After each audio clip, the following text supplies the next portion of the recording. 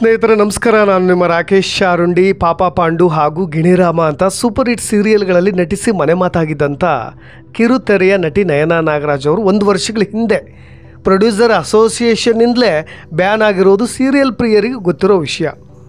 ಭಾಳಷ್ಟು ಹೆಣ್ಣು ಮಕ್ಕಳಿಗೆ ಇದೊಂದು ಶಾಕಿಂಗ್ ಅಂತಲೂ ಅನ್ಬೋದು. ಯಾಕೆಂದರೆ ಅವ್ರನ್ನ ಬ್ಯಾನ್ ಮಾಡಿರೋ ವಿಚಾರ ಏನಕ್ಕೆ ಇರ್ಬೋದು, ಆ ತರಹದ ದೊಡ್ಡ ತಪ್ಪು ಅವ್ರು ಏನು ಮಾಡಿದ್ರು ಅಂತ.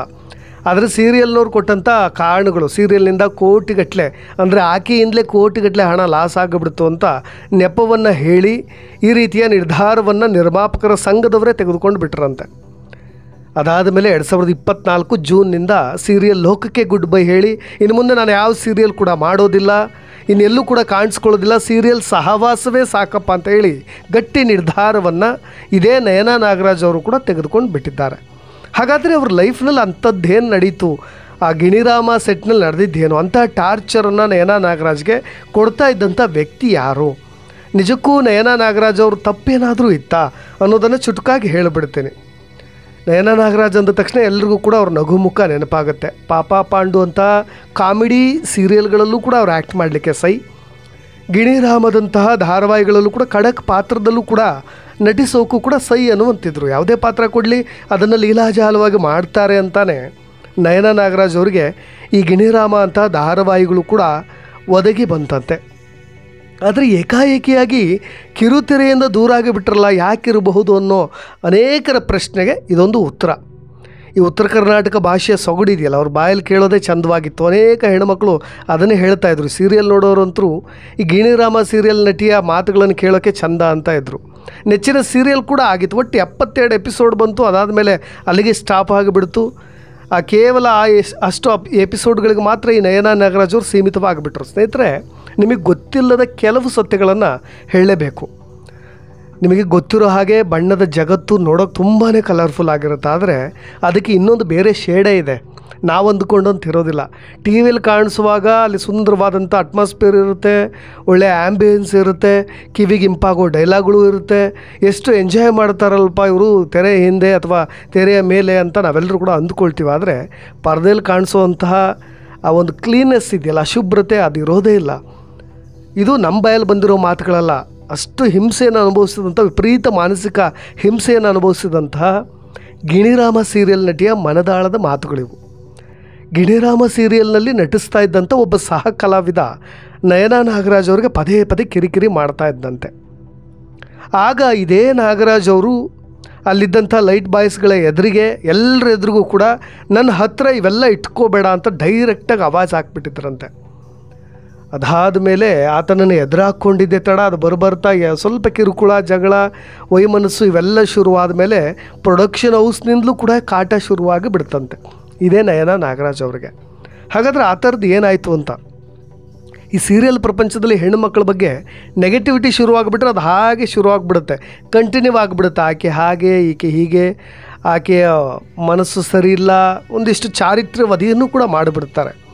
ಕ್ಯಾಮ್ರಾ ಹಿಂದೆ ನಡೆಯೋ ಕಮೆಂಟ್ಸ್ಗಳು ಜೊತೆಗೆ ಸೆಟ್ ಹೊರಗಿನ ಕಮೆಂಟ್ಸ್ಗಳಿಗೆ ಯಾರು ಕೂಡ ತಲೆ ಕೆಡಿಸ್ಕೊಳ್ಳೋದಿಲ್ಲ. ಇದೇ ನಯನಾ ನಾಗರಾಜ್ ಅವರು ಕೂಡ ಆರಂಭದಲ್ಲಿ ತಲೆ ಕೆಡಿಸ್ಕೊಳ್ತಾ ಇರಲಿಲ್ಲಂತೆ. ಆದರೆ ನನ್ನ ಕ್ಯಾರೆಕ್ಟರ್ ಬಗ್ಗೆಯೇ ಜಡ್ಜ್ಮೆಂಟ್ ಕೂಡ ಮಾಡ್ತಿದ್ರಂತೆ ಹಿಂದೆ ಕೂತ್ಕೊಂಡು. ನಯನಾ ಬಗ್ಗೆ ಇಷ್ಟ ಆಗಿಲ್ಲ ಅಂದರೆ ಅದನ್ನು ನೇರವಾಗಿ ನನ್ನ ಬಳಿನೇ ಹೇಳಬೇಕಿತ್ತು ನೀವು, ನಾನು ಸರಿ ಇಲ್ಲ ಹೀಗೆ ಹಾಗೆ ಅಂತ ಹೇಳಿ. ಆದರೆ ನನ್ನ ಬಗ್ಗೆ ಯಾವತ್ತೂ ಕೂಡ ಅವರು ಆ ಥರ ಮಾಡಲೇ ಇಲ್ಲ. ಆ ವ್ಯಕ್ತಿ ಆಗಿರ್ಬೋದು, ಅವರ ಸಂಘ ಆಗಿರ್ಬೋದು, ತೆರೆಯ ಹಿಂದೆ ತುಂಬ ಕೆಟ್ಟದಾಗಿ ಮಾತನಾಡ್ತಾಯಿದ್ರು ಅಂತ ಯಾರದ್ದೋ ವಿಷಯಕ್ಕೆ ನಯನಾ ಅವ್ರನ್ನ ಹೆಸರನ್ನ ಹೇಳ್ಕೊಂಡು ಬರ್ತಾಯಿದ್ರಂತೆ. ಆರಂಭದಲ್ಲಿ ವಾತಾವರಣ ಹದಗೆಡ್ತಿದ್ದ ಹಾಗೆ ಎಲ್ಲೋ ಸೈಲೆಂಟಾಗಿ ಏಕಾಂಗಿಯಾಗಿ ಕೂತ್ಕೊಂಡು ನೆಟ್ಫ್ಲಿಕ್ಸ್ ಸೀರೀಸ್ನ ನೋಡ್ತಾ ಕೂರ್ತಿದ್ರಂತೆ. ಆ ವ್ಯಕ್ತಿ ಯಾವ ರೀತಿಯಾಗಿ ಅದನ್ನು ಟ್ರಿಗರ್ ಆಗಿ ಟಾರ್ಗೆಟ್ ಮಾಡಿಬಿಟ್ಟಿದ್ದ ಅಂದರೆ, ಲೈಟ್ ಹುಡುಗರು ಮುಂದೆನೇ ನನಗೆ ಹಂಗೆ ಮಾತಾಡಿಬಿಟ್ಲು ಅಂತ ಸಿಟ್ಟಿಗೆದ್ದು ಬಿಟ್ಟಿದ್ದಂತೆ. ನೋಡಿ, ನೀವೇ ನಮಗೆ ಹೇಳಿದ್ರಿ, ಅದಕ್ಕೆ ನಾನು ಹಾಗೆ ಹೇಳಿದೆ. ನೀವು ಯಾವ ರೀತಿಯಾದಂಥ ಫ್ಲೋರ್ನಲ್ಲಿ ಮಾತನಾಡಿದ್ರು ಅದೇ ರೀತಿಯಾಗಿ ನಾನು ಕೂಡ ಮಾತನಾಡಿದೆ.